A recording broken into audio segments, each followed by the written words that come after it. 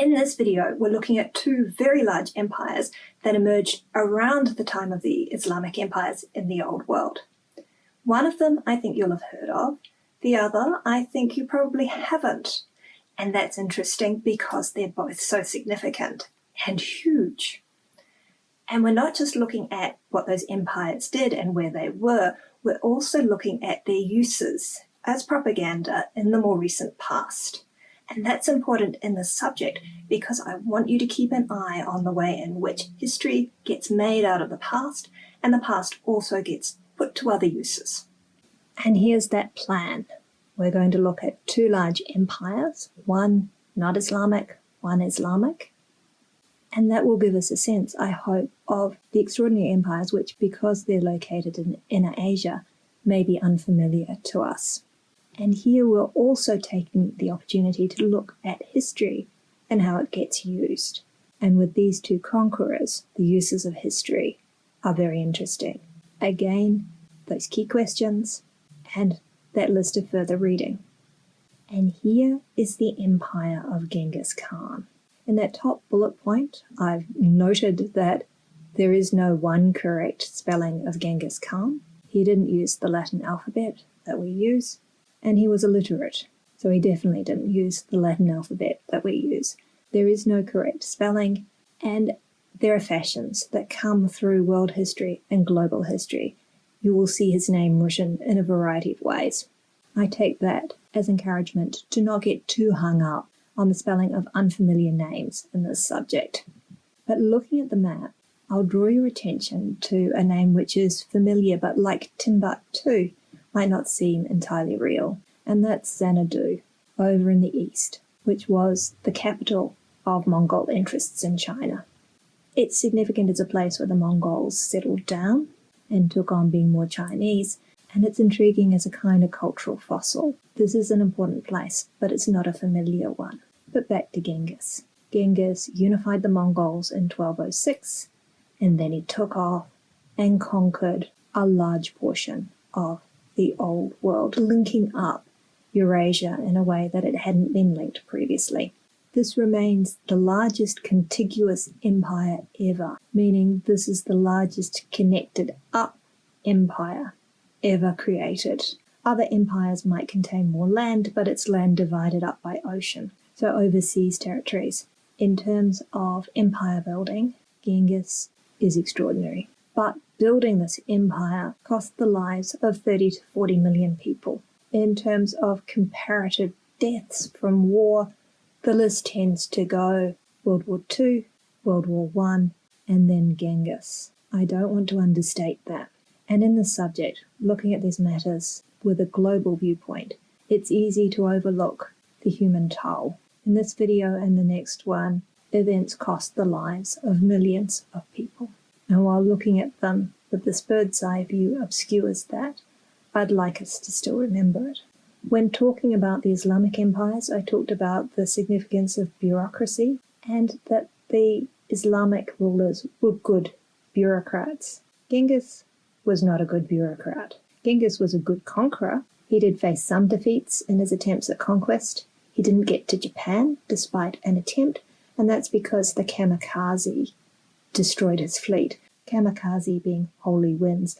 His troops who did make it to land in Japan were mopped up very effectively by the samurai, but that's the significance of kamikaze. The kamikaze, the storms, prevented Genghis from reaching and conquering Japan. As an environmental historian, you can see I'm picking up environmental components to his failures. He was defeated as well in Southeast Asia. That's where his conquest runs out, because being a steppe nomad, his forces being very good at using technology in the form of the horse and in the form of bows, the Southeast Asian jungle does not facilitate that type of warfare.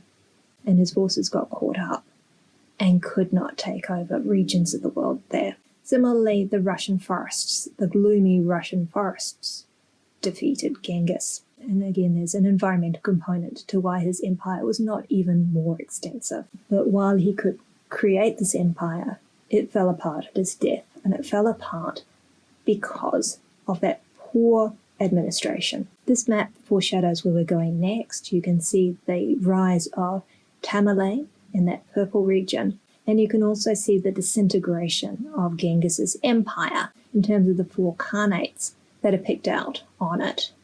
His empire divides up, and China, after 100 years, withdraws from connection to the rest of this empire.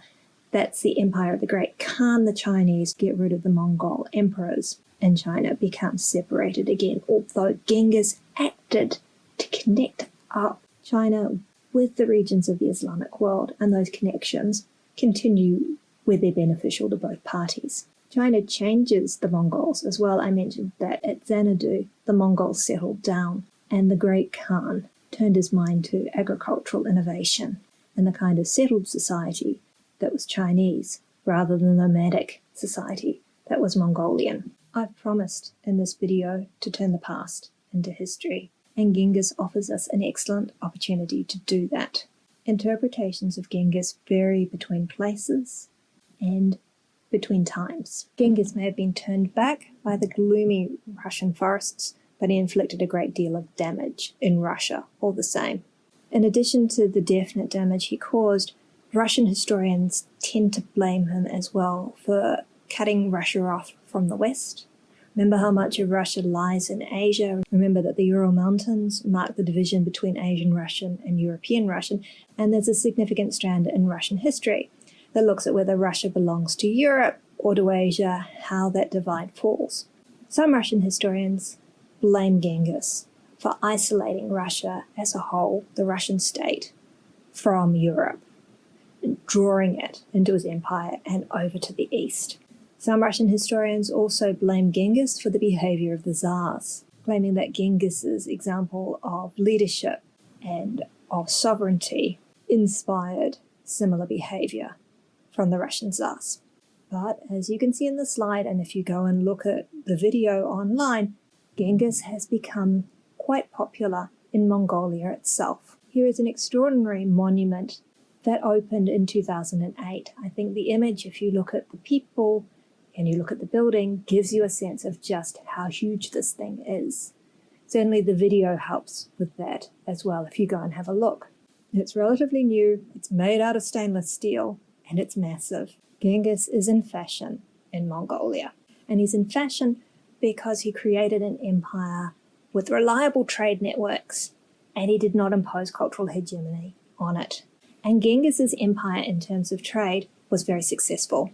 There was a saying that a virgin carrying a gold plate on her head could walk from one end of the empire to the other unmolested. And that's a clear statement about the ability of Genghis to establish a rule of law and rules around trade. It's also mildly ironic, given that DNA testing has shown just how many people across this region are descendants of Genghis. There are other interpretations of Genghis that are possible, though.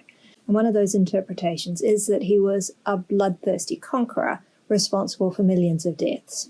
He was certainly responsible for millions of deaths. There is that statement by a contemporary Iranian historian, and there are records of how Genghis reacted to resistance, and he reacted to resistance with wholesale slaughter.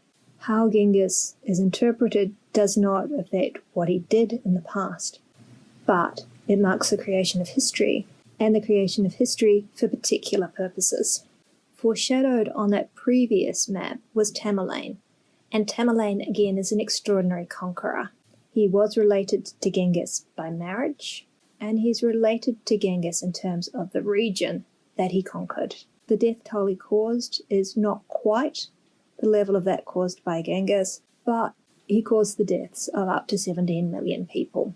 And like Genghis, he was effective as a conqueror, but ineffective as an administrator. But despite that, he's significant because he is Islamic.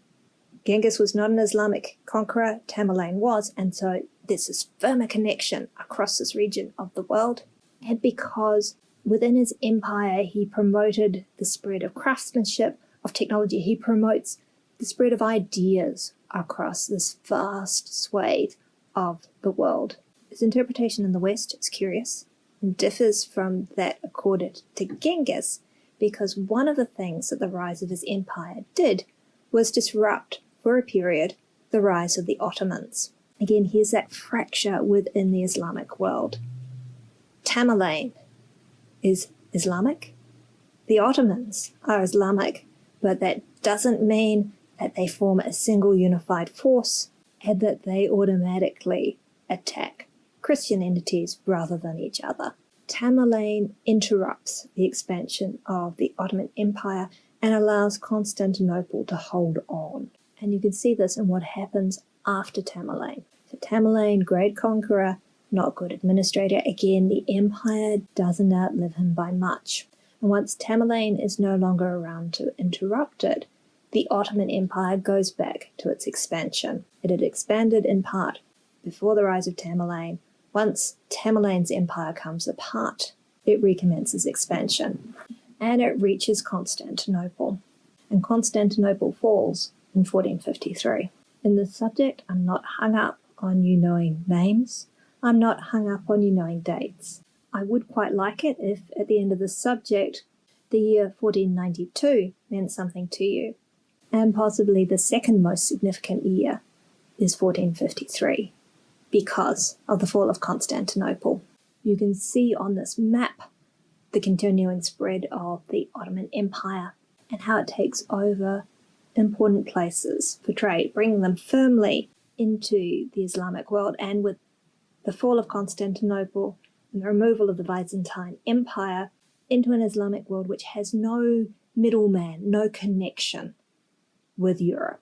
Well, I say no connection with Europe, but a lot of the Ottoman Empire lies in Europe. Here are Europeans being colonized by Asian forces and rulers. And history has some things to say about Tamerlane, and some interesting things. Tamerlane himself, during his lifetime, was concerned about what historians would say about him, and he sought to create his own legend. The creation of that legend is quite interesting. Other people wrote about him as well. And you can see with those reports of contemporary historians, it's difficult to know exactly what Tamerlane did and to interpret what he thought was significant about his actions and about his empire. However, he was certain that he was important, and here is his mausoleum. His body lies within here, and it's in Samarkand. And again, looking at the image tells us some very interesting things. It tells us about his firm location within the Islamic world. That's certainly an Islamic style of building. And looking at it, it tells us about his significance to the present, because that's a very nicely maintained Islamic building. And he's been important in various ways during the 20th and 21st centuries. Unlike Genghis, Tamerlane didn't direct attacks against Russia. And as a result, at the time that the Soviet Union was trying to create the sense of nationalism within the Soviet republics, Tamerlane was useful to the Soviet state as a way to promote Uzbek national unity. He hadn't fought Russians, so he wasn't going to be an inspiration to Uzbeks to fight Russians. He shared a religion with them, and that he was Islamic. And that was interesting in itself, because while he was widely accepted within the Soviet Union, during his own lifetime, he had struggled with his dual inheritance, very inheritance which became important in the 20th century, that he was not a direct descendant of Genghis, although connected to him, that he was not from the right tribe to become a caliph, but he was connected to Islam. And he's an encouraging figure for the Soviets as well, because of his support for artists and scholars and historians. And the weight that the Soviet Union placed on Tamerlane as a figure to draw Uzbeks, people from this region, into the Soviet Union and to identify with the Soviet Union's aims can be seen in the reconstruction of his face. So the image on the slide is a bust of Tamerlane. It comes from a time that reconstruction from skeletal remains was becoming a popular thing in archaeology.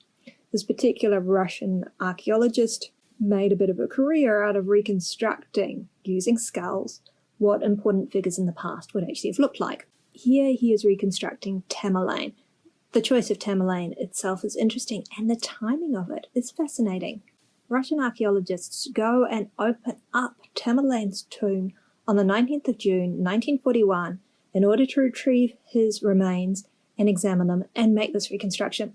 19th of June 1941, you might think that the Soviets had more pressing concerns. But that project took place, was completed, and Tamerlane's remains were returned to his tomb in November 1942. He's important to the Soviet state as a way to promote appropriate feeling among Uzbeks. He's popular again after the Soviet era when Uzbekistan becomes an independent state. And it's in that post-Soviet period that those monuments are renovated, that mausoleum is put into very good repair and promoted as a tourist attraction. He's necessary at this point because Uzbekistan has independence come to it. It doesn't seek it. There is no independence movement. And because it's hard to go from being part of a superpower to being a small state. But a small state with a world-conquering predecessor is an easier ask. It's ironic that Tamerlane provides this connection, though. Again, here's the past being used perhaps not to create history, but to create propaganda, because Tamerlane was not Uzbek. In fact, the Uzbeks arrived later and disrupted the remains of his empire in the region. Looking at these empires, I hope, gives you a sense of how these regions of Inner Asia were important and reached to India. Remember, Tamerlane slaughtered captives in Delhi. Genghis's empire certainly reached into India and reached across to China. These regions are connected up through Inner Asia and also brought to the regions of the Islamic world that connection around the Mediterranean Ocean and around the Indian Ocean and those important ports. These connections form, and it's useful to recognize the way that history gets written, the way that history is not a clear reflection of the past, but a reflection of the uses we want to make of the past. It's early in this subject, but that's something that's worth considering. Why has global history emerged as a sub-discipline of history, and what are we hoping to learn from looking at these global networks in the past?